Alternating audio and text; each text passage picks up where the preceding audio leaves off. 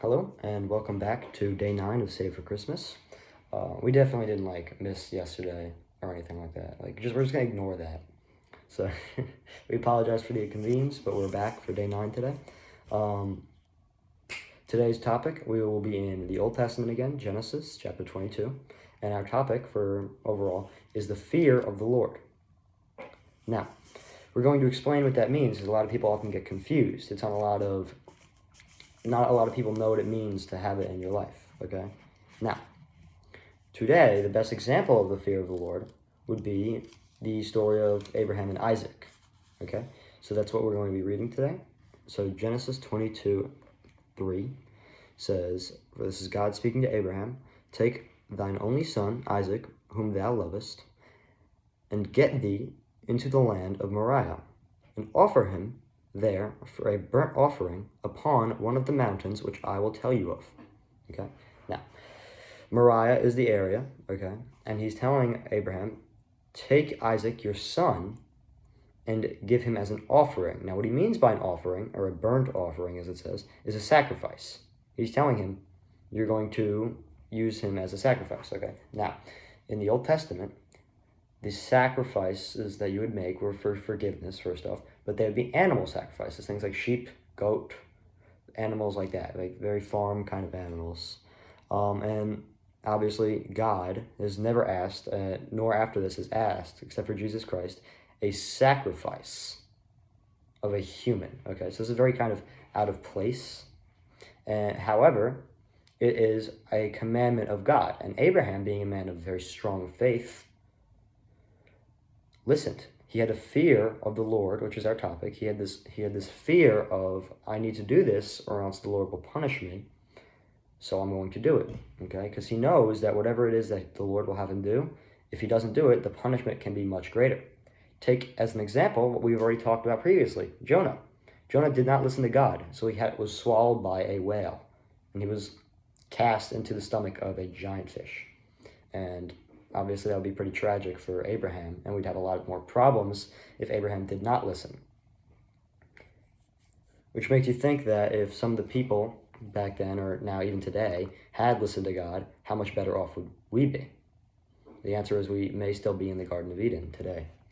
Anyways, so Abraham, in the very next verse, Abraham takes Isaac and a donkey and brings them to this mountainous area.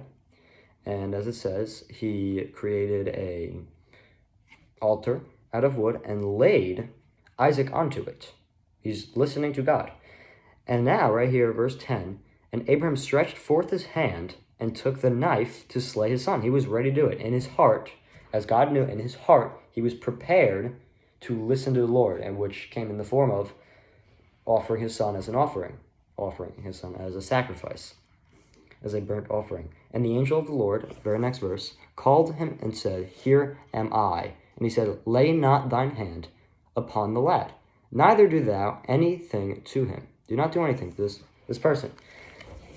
And the reason being, this whole reason was, it was a test. Okay, it was to see, do you truly obey me, and do you truly have this fear? Because if you don't have a fear of something, why would you obey it? Okay, if you didn't have a fear of the law in our land, if you didn't have a fear of the government, why would you listen to any of his laws? The answer is, for most of us, you wouldn't. Now, the best possible analogy that you could get here is a knife, right? You, as a person, can use a knife. It can be very beneficial, okay? It is very helpful. It's a tool. However, if you don't care for it, if you are not afraid of getting cut, if you don't have this fear and you're silly acting around with it, you can really hurt yourself. And the same thing is with God, okay? It should be a coach and a guider in your life. He should be able to walk you down the narrow path. However, if you have no fear of him, if you don't really care for him, and you just mess around, you're going to act in sin, you're going to mess up, your life is going to get worse and worse and worse. Depression and anxiety can come and ruin your life. And then in the very end of that, the worst possible scenario would be damnation, okay? And we can avoid that if we have this fear of the Lord. And if we have this fear of the Lord, everything else flows through, okay? And what that includes is love, worship, respect, and a relationship with God. which all are not just good, but great things that we should have and understand in our life. So while it doesn't mean a fear of the Lord like an irrational fear, like a phobia, but it does mean we should be able to be conscious of the Lord's power, of the things that he's telling us, why they're important, and why we should listen and obey the things that he says. Now, have a blessed day.